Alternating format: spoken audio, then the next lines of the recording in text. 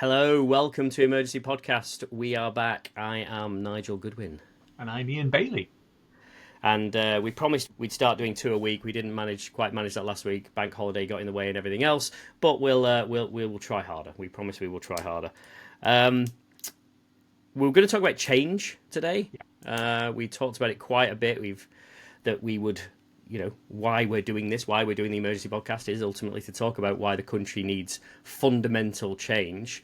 Lots of people are promising it, but not really doing much, or they're only scratching the surface. I was going to say it's Tuesday. It's Tuesday afternoon on the 27th of May, and a certain politician has been talking lots and talking about change. So we'll come on to him in a minute, but it is kind of an appropriate bit of timing, the fact that we were going to start talking about change on this one. And he is certainly the change candidate, or at least he likes to think he is. But before we do that, I thought it would be cool to talk about another party with a problem, because we've done the Labour problem, we've done the Tory problem, and we neatly ignored the Liberal Democrats, which they're kind of used to by now, but it still feels like we should at least mention the Liberal Democrat problem, Ian. As a Lib Dem activist and several times over candidate, all I can say is that the Lib Dem problem is what you've just said, which is it gets quite difficult to get a word in edgeways. And we've actually transformed our position electorally over the last few years. But in the general election of 2024, the way that we did that was by having Ed Davey do a series of "look at me" stunts, knowing that had he not done so, the media would have just completely ignored us. And this has been the hard bit. Look, when I had Sky News interviewing me outside my house because I was the candidate in Aberdeenshire North and Murray East, chatting with their crew, they said, look, they'd been on the Lib Dem campaign bus, and the stunts and things seriously were grabbing attention and actually had them talking about Lib Dem ideas and policies. But it's a crazy world where we've been having to actually go and do those things. And look at the local election results. We had an absolutely stonking local elections in England, and where we were starting talking about it on platforms like Twitter, a couple of people popped up and said, no, Reform won this one. It's like, well, yes, you did, but we did really well and all. And they're like, no, you didn't. It's like, have you actually looked at anything other than Reform? And that's our problem. Yeah, I mean, I do agree. And again, from a position where I was a Lib Dem for a very, very long time, and there was something I was looking at this morning, which was just around the electoral results, general election results for over the last, 30 years, effectively. And there is one common denominator there, or one thing that really stood out for me, which is, even with all the success, the Paddy Ashdown years, Charles Kennedy, Nick Clegg getting them into government, ultimately on the back of, I think it was the highest percentage they'd got. It was like 23%, something like that, which is is not bad going. Nope. They struggle to break past that, right? They've throughout, no matter whether Labour are popular or unpopular, or the Tories are popular or unpopular, 20% seems to be where they have tended to plateau. And I mean, would you say that is entirely down to the lack of airtime they're given, or is there anything else? Not to put you on the spot. I think the Liberal Democrats is a party that is very happy debating with itself. So having come in to the party a few years ago, I was actually heartened to find that there was this raging debate inside the party about all kinds of other things. My own experience at Lib Dem conference last year. Some of the best debates were the kind of utterly pointless internal bickering, right? That the Labour Party used to be brilliant at in the 80s. The difference was that we can get away with it and it's all fine. But look, I think there is when people say, what do the Liberal Democrats stand for? Right, because this is the who are you and what do we do? We've actually got a whole list of stuff, but the one word that comes out is, well, you're nice, and nice hasn't got enough oomph behind it politically in today's thing. You've got to be more than nice. Yeah. No, I think that's all very fair. And look, I mean, they've got policies that are generally well liked. When they actually get mentioned, they are generally well. They're generally well liked. They've got a leader who, look, to be completely honest, if you look at the favourability ratings, nobody's in the positive right now. Nobody, but Ed Davey is the most popular of an unpopular lot. He's certainly more popular than Farage, Yep. Badenoch, and Starmer. Um, but I think for me, it's probably that they need to find a way to break into some of those areas that they have traditionally not got to. We know about, they've always had, a lot of strength in Scotland, a lot of strength in the southwest, and have now really crept into more of those Tory strongholds, which is great. But they need to start hitting those other areas as well, which I know they did a lot better at in 2024. But that feels, and maybe airtime will help But with that. But Farage is probably the problem that they're facing now with that as But I well. think Farage is also part of the solution, which is, look, our politics is changing significantly. Yeah. We've already started to see. Well, we had that one poll where we were ahead of the Tories, and there's several others where we're 1 point behind them. So crossover is there, and it's real, and it's happening. We're going to bring a load of people across from the Tory side, continue to do so as we have done. Reform is shaking a lot of things up. So I feel really positive about Yeah. the opportunities. But look, it hooks into change, which, to go back to the point where you started things off, I mean, we've got to talk about the Nigel, not you, the other one, about, he's gone out and made a big speech today, and it's all change. Yeah. Yeah. I saw the news. I saw the news break while I was working. I was on a call, and it kind of flashed up on my other screen. I was just like shaking my head and sighing because I was like,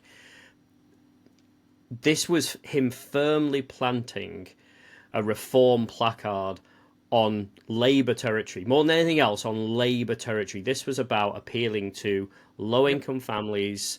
Obviously, the two-child, benefit, the two-child cap on benefits, Yep. stuff that has caused nothing but pain for Labour since they got in, because they have been internally squabbling over whether they will or won't, or will or won't, to the extent that if they now announce that they're scrapping something like the two-child cap, um, it'll just kind of be, well, we told you so, and everyone will just kind of move on.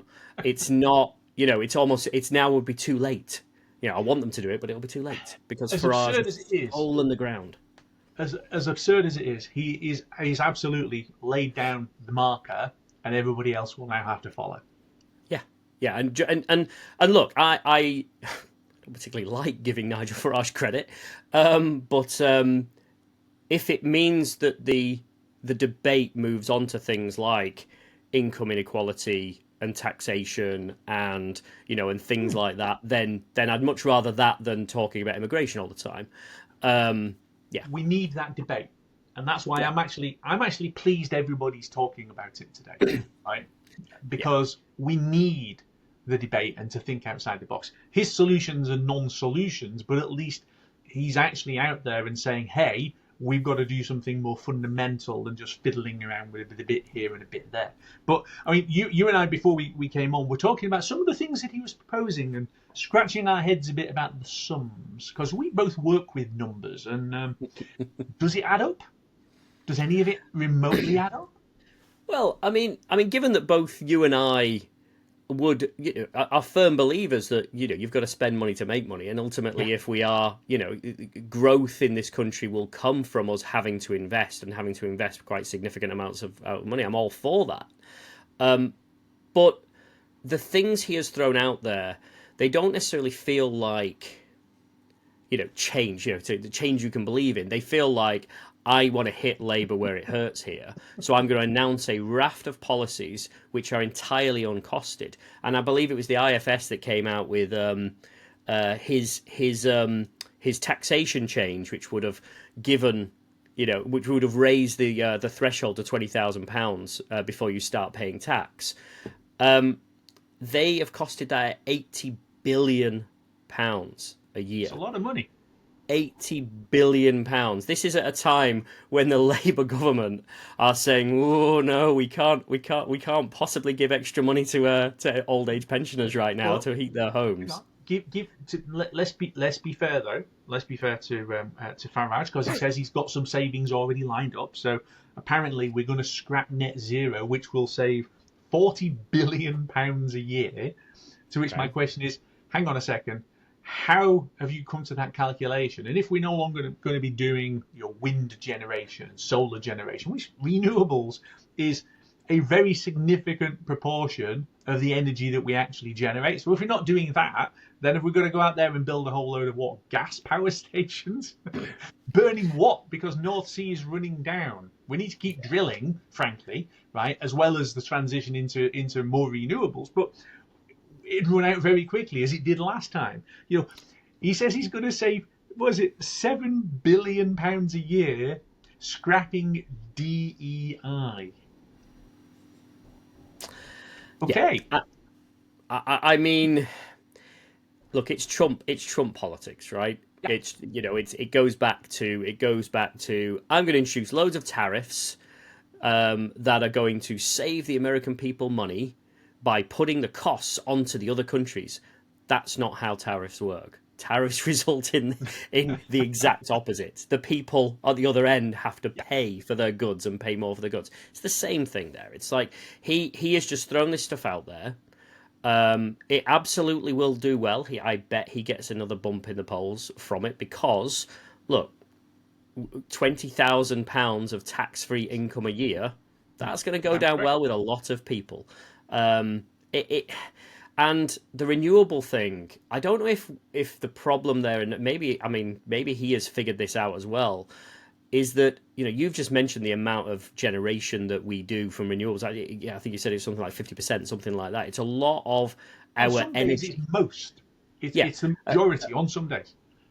But I think a lot of people in this country, and probably around the world as well, don't realise that. I think a lot of them probably are still stuck in the argument of the past, which is that, we have these piddly wind turbines out there, and they hardly generate any energy, and we're reliant on nuclear and coal and gas, and it just isn't true. It just isn't true. There's been a lot of investment, and it works. But I think he has hooked into this idea that he can have almost an argument of the past to win this debate. What I like is that he has at least hooked onto we need to make some fundamental changes. So the 20 grand a year tax-free allowance isn't quite as fundamental as you might think, but it moves the dial a lot more than some of the fiddling. Winter fuel allowance is fiddling around the edges. It's relevant and important to the few people it directly affects, but not in terms of the scheme of things, right? When you look at the actual scale of it, it is only a little thing. So the fact that he's talking about change and significant change is great. And this is the point where then mainstream politics needs to step in and say, well, here's what we should do instead. And the bit I'm concerned about, and I think you're in the same places, is that actually going to come? Without going back into the Labour problem and the Tory problem, I think this is if you haven't watched those episodes yet, listeners, then please do. At the moment, they don't seem, or they seem very stuck in the Labour case, in the business of governing, and isn't it all very hard? And in the Tories, in the business of just fighting amongst themselves just over a few scraps. So I don't see it right now.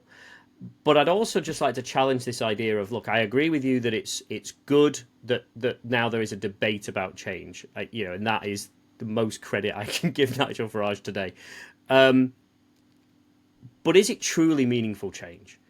Because when we started these podcasts a few weeks ago, we were talking about fundamental change. Yeah. The tax break, that's a great change. It would be historic. It would be a huge change if that kind of thing was to come in. But it's not fundamentally changing the country as a whole and changing the dynamics of how the country works, the systematic problems that we started touching on before. That's true.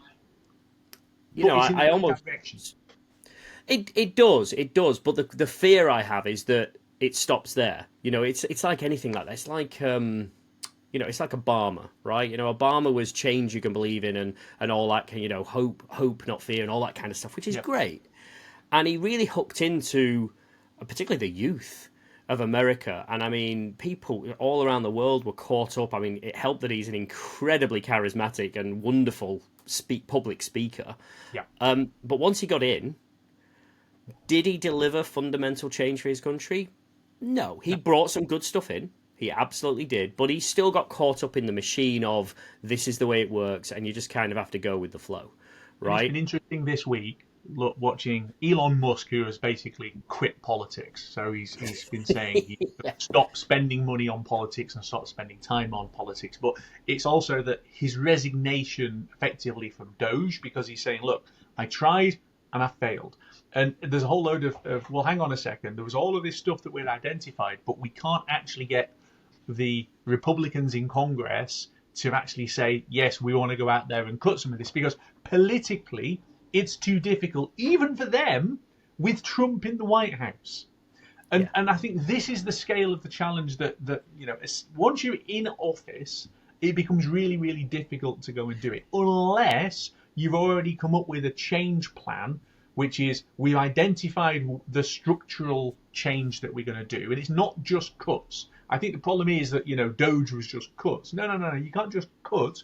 As you said earlier, you've got to invest, and that's the Yeah. difference. Yeah, exactly. Everything is interlinked, and it is complicated. It is hard. I'm not pretending for a second that the two of us could walk into Downing Street tomorrow and with an answer and fix the problems. I know you'd like to, mate. I know you'd like to, but but it is incredibly complex. But it's not impossible, and there have been times in our history, in British history, where massive fundamental periods of change have come from governments at very difficult times.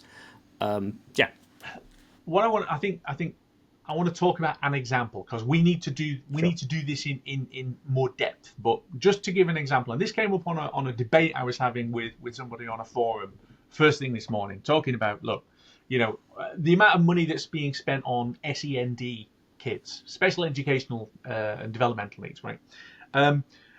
And it's like, well, how exactly has all of this happened? Well, some of it is just because we're actually diagnosing things. Whereas in the Yeah, past, you just said, sorry, your kids are thick because they can't, they're dyslexic or whatever, right? They just, forget it, right? We're actually diagnosing, we're treating some of these things. But there's kind of a basic, which is that, like, take steps all the way back from it.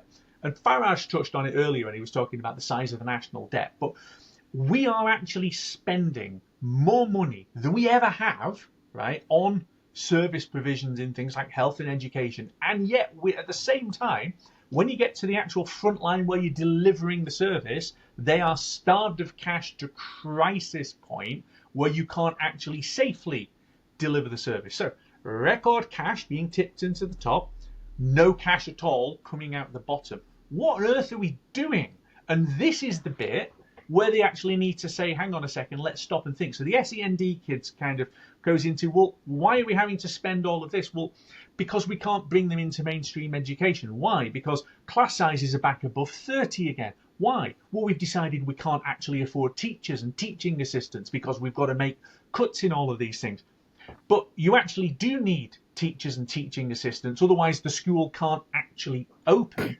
Well, yeah, it's okay, because where there's a crisis, then we'll bring in the outside, we'll bring in the outside agency staff at vast cost, and we'll use that to paper over the cracks. Okay, so you end up where the schools don't have enough teaching resource, don't have enough support resource, admin resource, and actual things to operate to be able to do the job properly, and yet we're spending all of this money, but we're burning it on the way that we're organising it. And then you think, well, does this actually make any sense? But take another step back as to how education, as an example, has been reorganised. So previously, you'd have a local education authority that would have, I don't know, a pool of 40 schools, as an example, right? And you and I both went to schools, which were local authority. Mine actually then opted out. It went onto one of the first opt-out schemes. So my school, as an example, instead of having it under LEA control, where LEA manages everything and then buys for everything,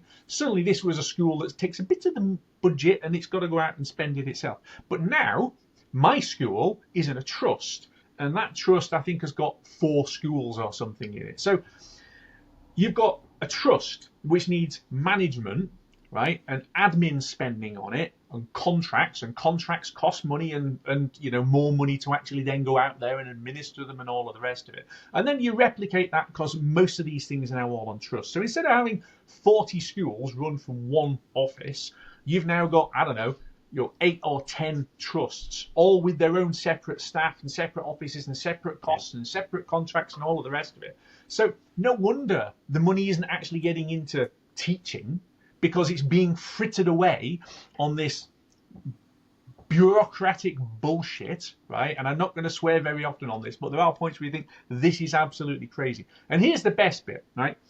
When they actually then go out there and buy stuff, right? Notepads, pens, computers, food, whatever, right?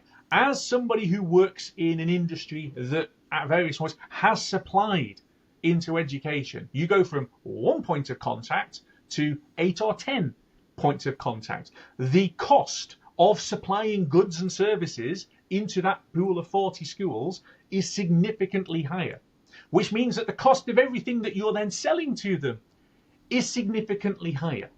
So everything that we have done is a way of basically burning money, so that the more we tip in at the top, the less trickles out at the bottom. And then people wonder why we're having to spend emergency money on special educational stuff. And it's exactly the same, certainly in English NHS, because when we say the NHS, people mean the English NHS, because Wales and Scotland and Northern Ireland are separate. But, Yep. GP contracts and GPs buying services, they're not doctors anymore. They're managers of this little bit that we've created, which again is contracts, and it's all cost.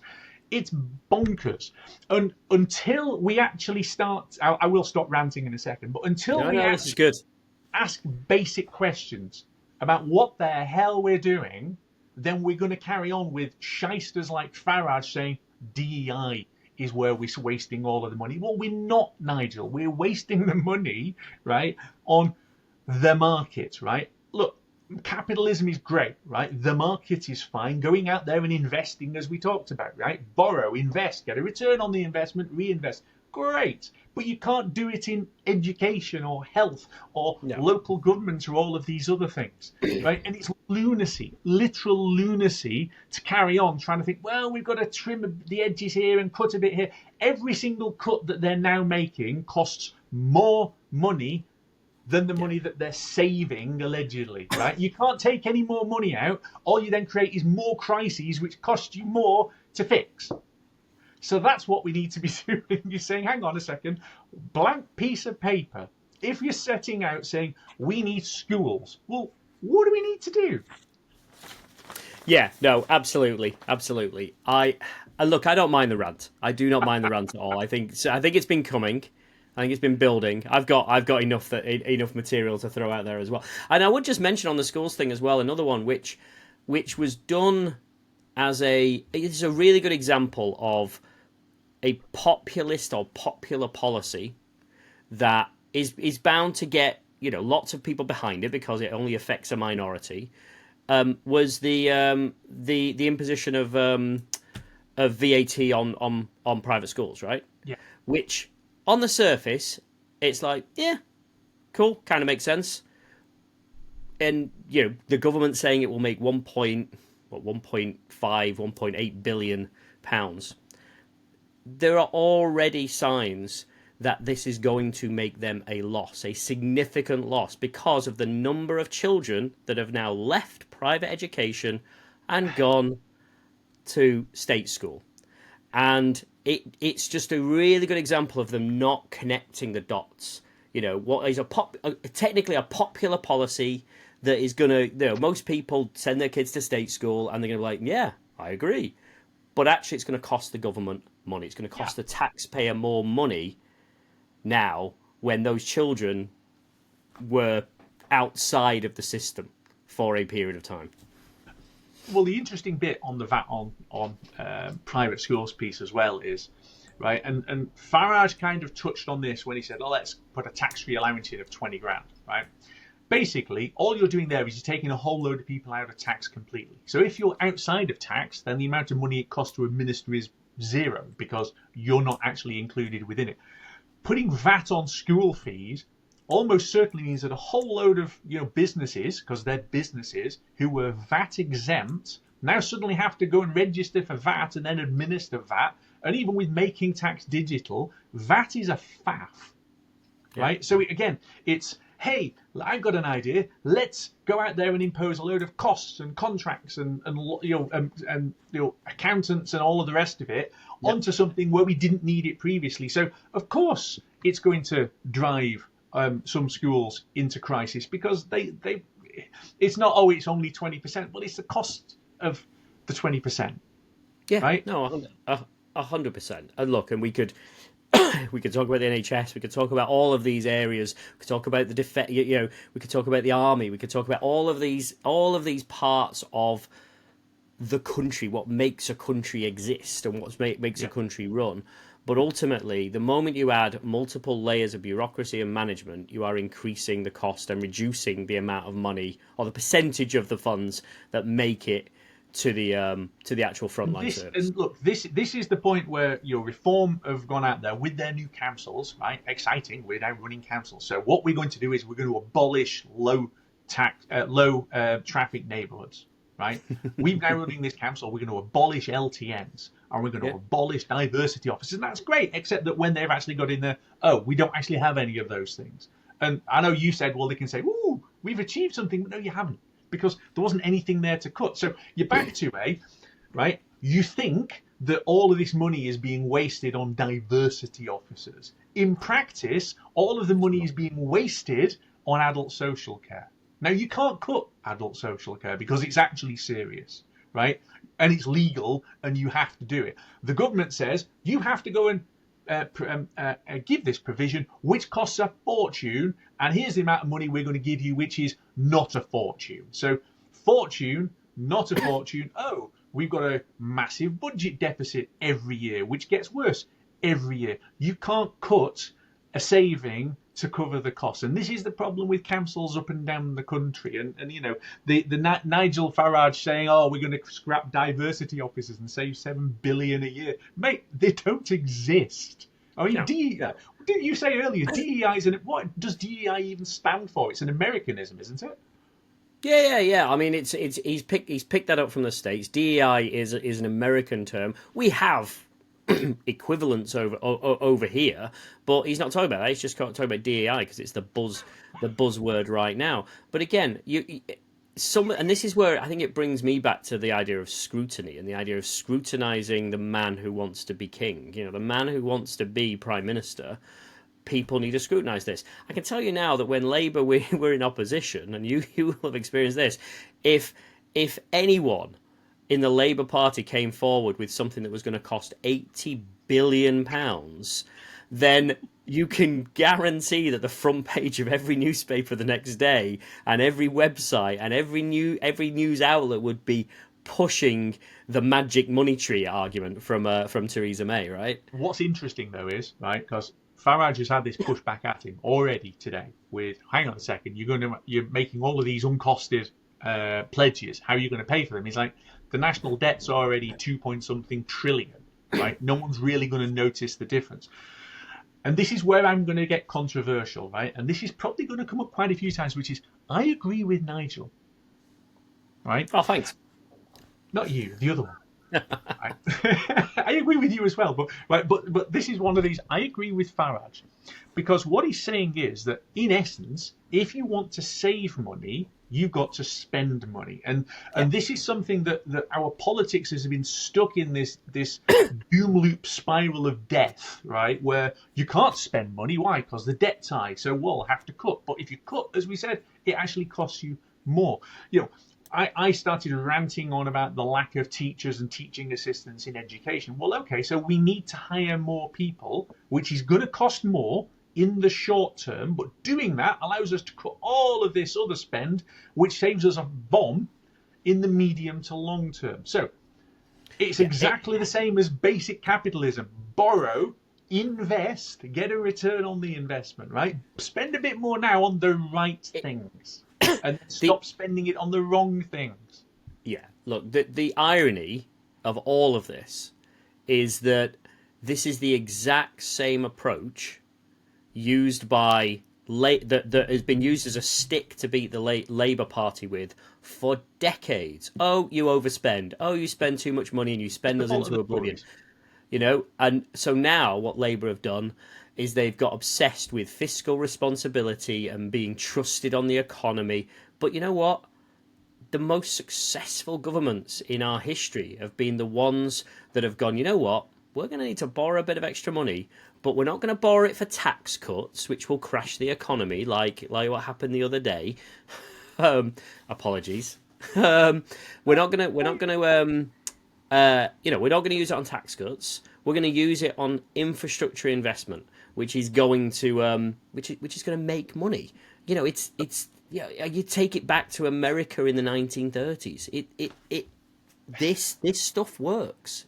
Look, why you said right at the beginning of the show about your a big tax cut for working people. So your 20 grand as a tax-free allowance is going to be hugely attractive to a lot of people. Well, of course it is, because there is the rather basic issue at the moment, which is work doesn't pay the bills for millions of people. It doesn't matter how hard you work, you can't pay Yeah, your bills, and unless we actually address that, we're yeah, not going to be able to fix any of the other things. Now, just increasing the tax-free allowance gives people some breathing space for now, but the thing that's eating their money is the cost of living, right? So to go back to where Ed Miliband, when he was Labour Party leader, the cost of living crisis and the squeeze middle and all of the rest of it.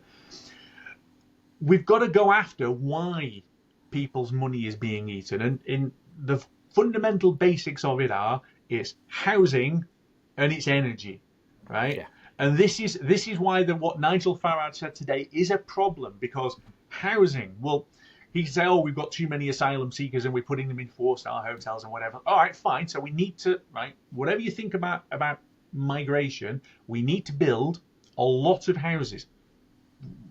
Don't say we're building them for migrants. We need to build a lot of houses for ourselves. But we can't build a lot of houses because we don't have builders, we don't have plumbers, we don't have electricians, we don't have carpenters, and we don't make bricks in sufficient quantities. So if you want to go out and build your houses, you've got to go out and spend a load of money to equip ourselves, or use migrant labour, which of course is what they've been doing. And then the second part, of course, is the cost of energy, where because of our bonkers energy system and the way that we fund it with the free market, where everything's set on basically the price of Russian gas, even though we don't use Russian gas, right?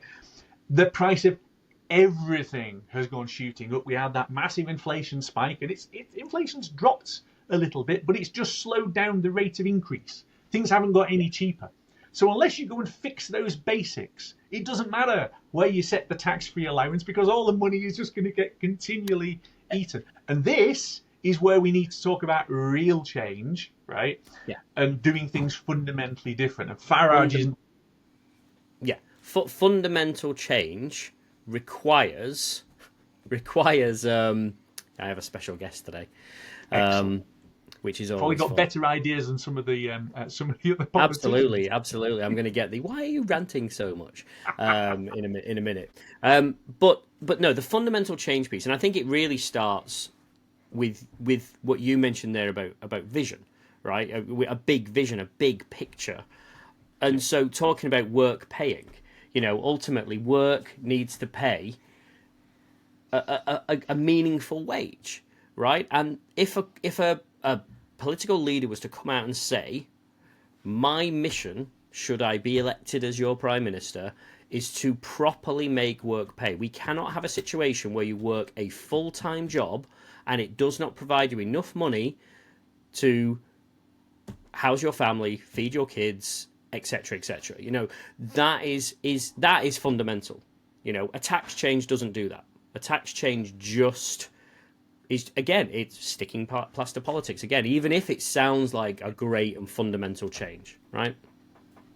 It's massive, right? And there is this making work pay, and the argument is so often, well, we've got to go after scroungers. No, it's no. Most benefits, and I hate the word, are paid to working people where wages don't cover the bills. What we need to do is to make bills smaller. And again, it's the cost of housing, which is bonkers because everything's privately built. Keir Starmer was saying, oh, we're going to go after the house builders because they're not building enough houses quickly enough. It's like, well, that's a significant part of the problem. But even if they build them faster, Keir, you're then building the executive style houses that they want to build, which then go out onto the market at market rates with rents that people can't afford and mortgages that you can only get with the bank of mum and dad buying you in the first place. It's not going to work. You've got to do something different to change the housing market, even if we can build them, which, as I just said, we can't. So unless we go and fix the basics, right, and reimagine the basics, you can go out there and offer the moon on a stick. And the problem we've got at the moment is we've got politicians who are offering, oh, we've got to fix it. You're like, and it's literally the proverbial moon on a stick, except then you realize there isn't a moon. Oh, there isn't even a stick. Yeah, yeah, yeah, exactly. And I think, look, I think that's actually probably a good way to segue into what may well be our next episode, right? Which is around talking about, well, what is the fundamental change? Or that, we've just mentioned a couple there, but if we're talking about radically changing the way the country works to make it better for people, all people, again, regardless of of where you were born and everything else, how do we do that? What are we really talking about? And so I'd love to get into that, probably on the next one. But yeah, we will record this week. Which we will record. We will, and there may well be a special guest again because it's half term. So like and subscribe if you haven't done so already, so you know when we actually get this one out. Always. Perfect. Well, look, thank you for that. Thank you for talking about the Lib Dem problem as well, because I think it's good to be inclusive. It's good to be inclusive. Absolutely. Awesome. Absolutely. We will leave it there. We will see you again in a few days, hopefully, and no, definitely. And until next time. Until next time, till we come back here on Emergency Podcast.